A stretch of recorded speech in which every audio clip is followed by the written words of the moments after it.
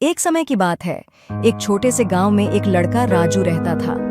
उसके पास कोई धन दौलत नहीं थी, बस उसका एक पुराना जादुई आईना था जिसे उसने गांव के पुराने मंदिर में मिला था।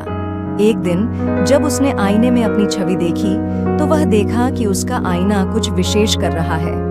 राजू ने आईने के सामने एक पुराना ताला खोजा जिसमें एक चिट्ठी भी थी।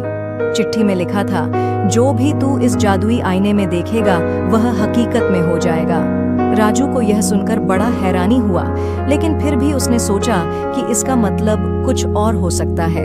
वह आईने में अपने सपने और इच्छाओं की छवियां देखने लगा, और देखो, उन्होंने देखा कि उनके सपने सच होने लगे हैं। राजू ने खुशी से झूमते हुए सोचा, यह तो अद्भुत है, मैं अब कुछ भी कर सकता हूँ। लेकिन उसे यह नहीं पता था कि जादू का इस्तेमाल करने में सावधानी बरतनी चाहिए।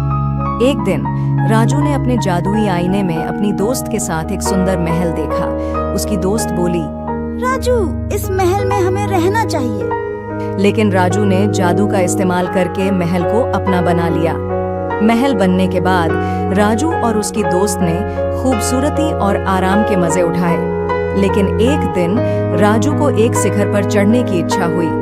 वह अपने जादुई आईने में उसकी छवि देखता है और वहां चला जाता है, लेकिन दोस्त को छोड़ देता है।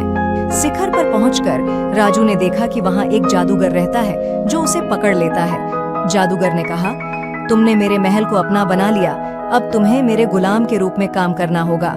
राजू को यह सब सुहाना नहीं लगा, लेकिन अब वह कुछ नहीं कर सकता था।